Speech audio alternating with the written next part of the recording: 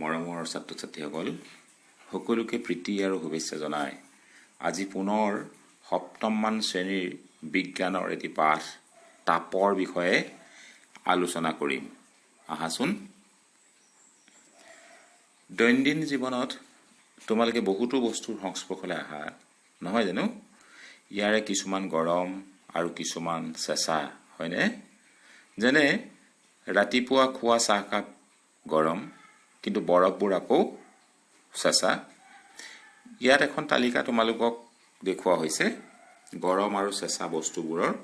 এতিয়া যদি আমি ইয়াত তালিকাখন চাই ভাগ কৰিব বিচাৰোঁ গৰম আৰু চেঁচা বস্তুবোৰ, নিশ্চয় আমি তালিকাখন চায়ে ক'ব পাৰিম কোনবোৰ বস্তু চেঁচা বা শীতল আৰু কোনবোৰ বস্তু গৰম বা উত্তপ্ত।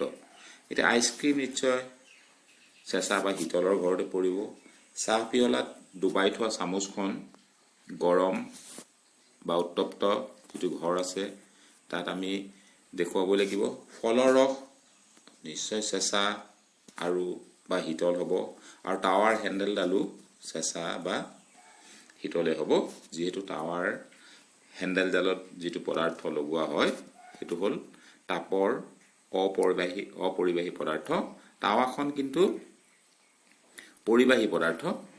টাৱাখন যদি হয় গৰম আৰু উত্তপ্ত হ'ব, কিন্তু টাৱাৰ হেণ্ডেলডাল যিহেতু অপৰিবাহী গতিকে টাৱাৰ হেণ্ডেলডাল চেঁচা বা শীতলৰ ভাগতে পৰিব। এতিয়া কোনো এটা বস্তু আন এটাতকৈ যে অধিক গৰম সেইটো আমি কেনেকৈ গম পাওঁ বাৰু? ক'ব পাৰিবানে তোমালোকে? আমি সচৰাচৰ স্পৰ্শৰ যোগেদি বস্তু গৰম আৰু চেঁচা অনুভৱ কৰোঁ নহয়নে?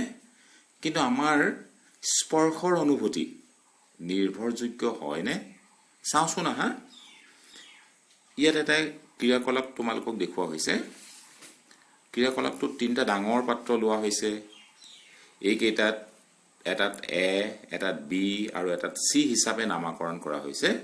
আচলতে ইয়াত চিত্ৰটোত আছে ক, খ, গ।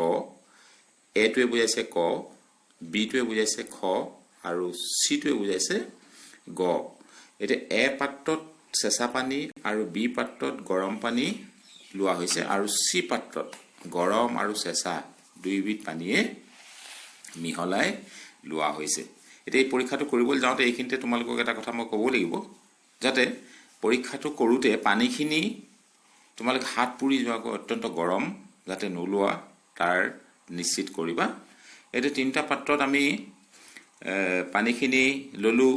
পানী লোৱাৰ পিছত আমি কি কৰিব লাগিব? এতিয়া তোমাৰ বাওঁ হাতখন এ পাত্ৰত অৰ্থাৎ ক পাত্ৰত আৰু সোঁ হাতখন বি পাত্ৰত অৰ্থাৎ খ পাত্ৰত ডুবাই দিয়া, আৰু হাত দুখন পাত্ৰৰ পানীত 2 বা 3 মিনিটমান ডুবাই ৰখাৰ পিছত দুইখন হাত একে সময়তে উলিয়াই গ অৰ্থাৎ চি পাত্ৰত সুমুৱাই দিয়া।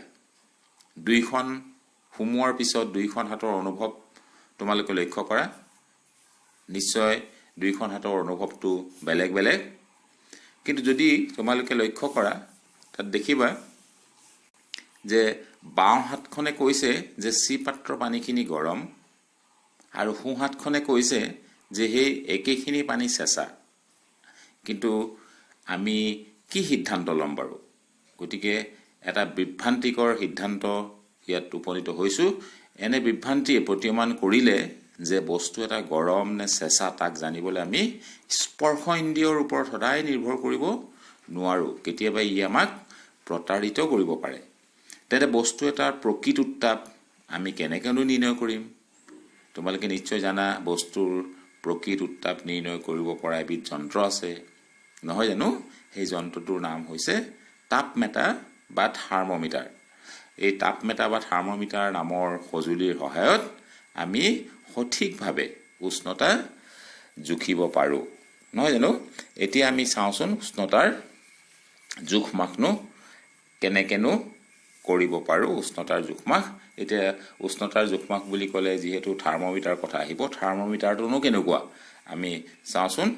চিত্ৰত তোমালোকক দেখুওৱা হৈছে আমাৰ শৰীৰৰ যেতিয়া উষ্ণতা জোখা হয়, আমাৰ যেতিয়া জ্বৰ হয়, পৰিয়ালৰ কোনোবা এজনৰ যদি জ্বৰ হয় তেতিয়াহ'লে পোনছাতে চিকিৎসকে সেই জ্বৰ জোখা সঁজুলিটো উলিয়াই আমাৰ শৰীৰৰ উষ্ণতাটো জোখে। আমাৰ শৰীৰৰ উষ্ণতা জোখা সঁজুলিটোক জ্বৰ জোখা তাপমেটা বা ক্লিনিকেল থাৰ্মোমিটাৰ বুলি কোৱা হয়। এই চিত্ৰত তোমালোকক দেখুওৱা হৈছে এটা ক্লিনিকেল থাৰ্মোমিটাৰ। এটা জ্বৰ জোখা তাপমেটাতনো কেনেকুৱা? এটা জ্বৰ জোখা তাপমেটাত এডাল দীঘল ঠেক আৰু সুষম কাছৰ নলী থাকে আৰু ইয়াৰ এটা মূৰত বাল্ব এটা থাকে আৰু সেই বাল্বটো পাৰাৰে পূৰ্ণ কৰা হয়। বাল্বৰ বহিৰ্ভাগত পাৰাৰ উজ্জ্বল আঁচ এডাল আমাৰ চকুত পৰে। তোমালোকে তাপমেটাৰ গাত এডাল স্কেলো দেখা পাবা। এই চিত্ৰত দেখুওৱা হৈছে এডাল স্কেল, তাপমেটাৰ এটা দেখুওৱা হৈছে, তাত গাতে এডাল স্কেলো তোমালোকে দেখা পাবা। আৰু আমি ব্যৱহাৰ কৰা স্কেলডাল হৈছে চেলচিয়াছ স্কেল। ইয়াক আমি কেনেকৈ সূচিত কৰোঁ? চিৰে বুজোৱা হয়। ই চিৰে সূচিত কৰা হয়। এতিয়া জ্বৰ জোখা তাপমেটাৰ দ্বাৰা 35 ডিগ্ৰী চেলচিয়াছৰ পৰা 42 ডিগ্ৰী চেলচিয়াছলৈ উষ্ণতা আমি জুখিব পাৰোঁ।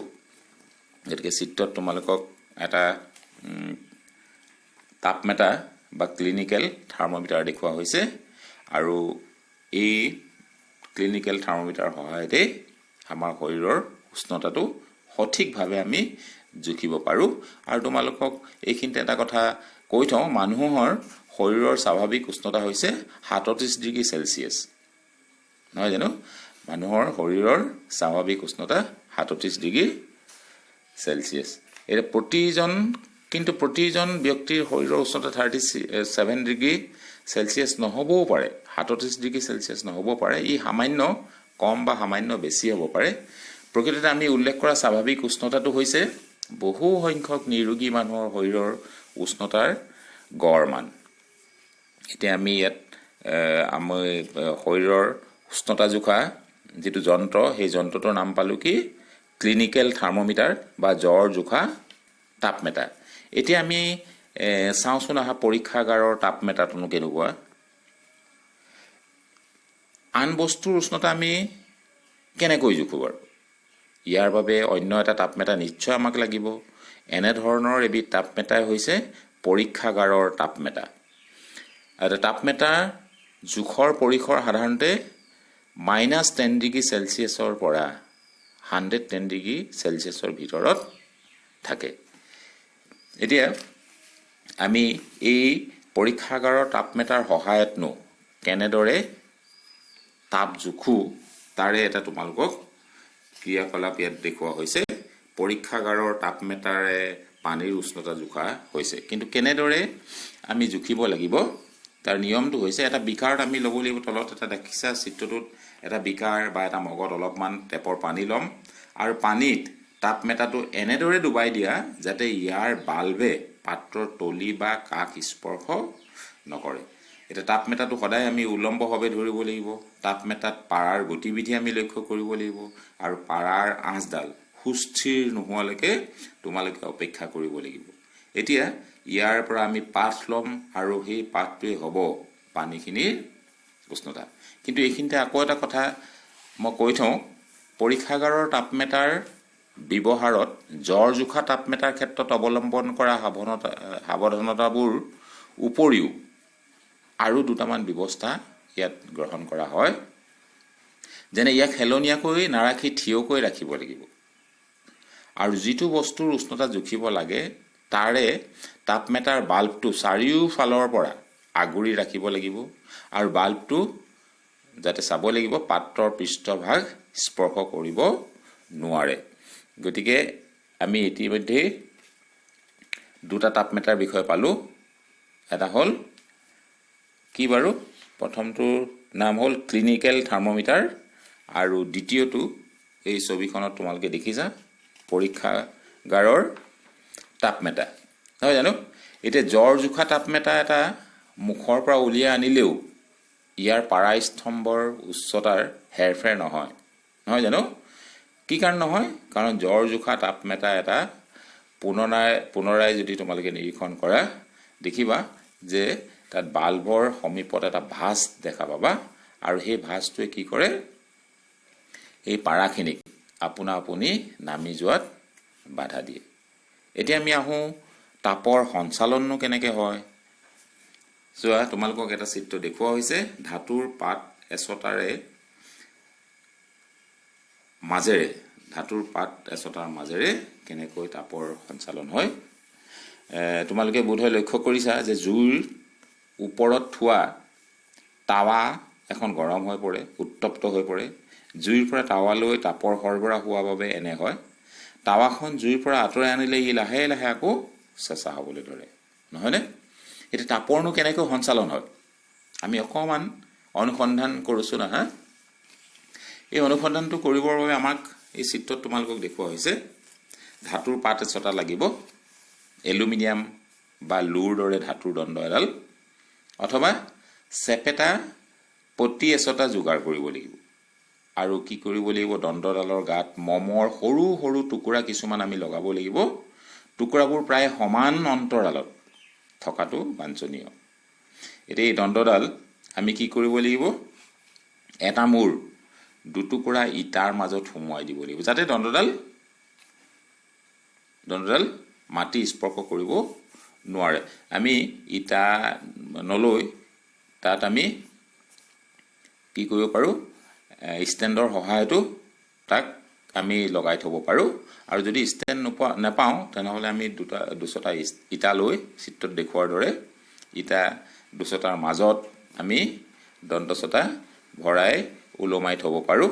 এতিয়া দণ্ডডালৰ আনটো মূৰ আমি এডাল মম বা কিবা চাকি জ্বলাই যদি গৰম কৰোঁ, কিছু সময়ৰ পিছত আমি কি দেখা পাম? মমৰ টুকুৰাবোৰৰ অৱস্থাটো কি হৈছেনো? এই টুকুৰাবোৰ গলি তলত পৰিবলৈ আৰম্ভ কৰিছেনে? কোনটো টুকুৰা আগতে পৰিছে বাৰু? তোমালোকে কি দেখিছা? তোমাৰ ভাৱ হৈছে নেকি নিশ্চয় যে দণ্ডডালৰ জুইৰ শিখাৰ ওচৰত থকা মূৰটোৰ পৰাই আনটো মূৰলৈ তাপৰ সঞ্চাৰণ হৈছে। য'ত মমডাল আছিলে, মমৰ ওচৰত থকা,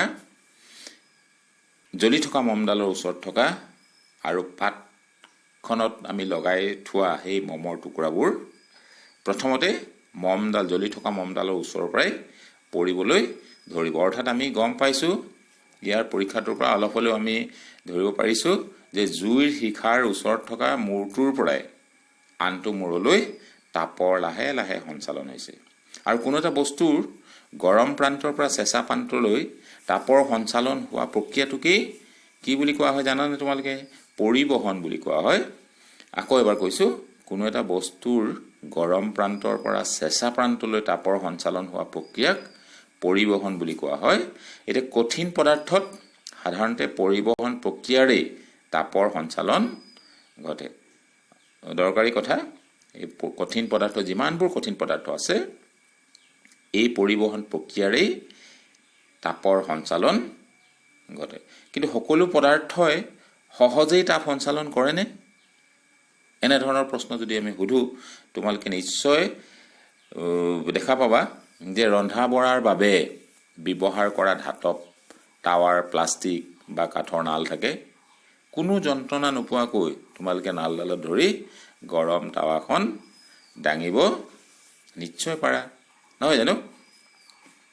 তাৰমানে এতিয়া এটা চিত্ৰত বিভিন্ন বস্তুৰ দ্বাৰা তাপৰ পৰিবহণ ইয়াত দেখুওৱা হৈছে। এটা পাত্ৰত, সৰু কেৰাহী বা বিকাৰ এটাত আমি গৰম পানী লৈ সেই গৰম পানীত ষ্টীলৰ চামুচ, প্লাষ্টিকৰ স্কেল, পেঞ্চিল আৰু কাটা কম্পাছৰ দৰে কেইপদমান বস্তু আমি তাত গোটাই যদি ভৰাই দিওঁ, কেইমিনিটমান অপেক্ষা কৰাৰ পাছত আমি বস্তুবোৰৰ আন মূৰবোৰ, বাহিৰত ওলাই থকা মূৰবোৰ যদি স্পৰ্শ কৰোঁ, তেতিয়াহ'লে আমি সহজেই অনুধাৱন কৰিব পাৰিম কোনবোৰ বস্তু গৰম আৰু কোনবোৰ বস্তু ঠাণ্ডা। এতিয়া যিবোৰ বস্তুৱে সিহঁতৰ মাজে অনায়াসে তাপৰ সঞ্চালন হ'ব দিয়ে, সেইবোৰক আচলতে তাপৰ পৰিবাহী বুলি কোৱা হয়। এই চিত্ৰত দেখুওৱা কেইটামান বস্তু ইয়াত আছে। আমি যদি চুই চাওঁ তেনেহ'লে নিশ্চয় স্কেলডাল আমি চুই চালে আমি গৰম অনুভৱ কৰিব নোৱাৰোঁ, গৰম অনুভৱ নকৰোঁ। গতিকে আমি নিশ্চয় ক'ব পাৰোঁ যে স্কেলডাল হ'ল কুপৰিবাহী, তাপৰ কুপৰিবাহী। কি কাৰণে কুপৰিবাহী বুলি ক'লোঁ?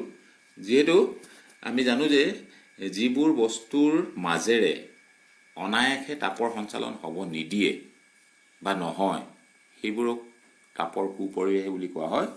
যেনে প্লাষ্টিক আৰু কাঠ তাপৰ কুপৰিবাহী। আৰু যদি আমি চামুচখন বা পেঞ্চিল কম্পাছডাল আমি চুওঁ তেনেহ'লে আমি নিশ্চয় গৰম অনুভৱ কৰিম। গতিকে আমি ক'ব পাৰোঁ যিবোৰ বস্তুৱে সিহঁতৰ মাজেৰে অনায়াসে তাপৰ সঞ্চালন হ'ব দিয়ে সেইবোৰক তাপৰ পৰিবাহী। তাৰমানে ইয়াত দুই ধৰণৰ বস্তু আছে, কিছুমান পৰিবাহী আৰু কিছুমান অপৰিবাহী। যদি তোমালোকক কিছুমান পৰিবাহী আৰু কিছুমান অপৰিবাহী বস্তুৰ উদাহৰণ দিবলৈ কয় তেনেহ'লে আমি লিখিব লাগিব পৰিবাহী বস্তু যেনে এলুমিনিয়াম, লো, তাম ইত্যাদি। আৰু কুপৰিবাহী বস্তু কোনবোৰ? কাঠ, নহয় জানো?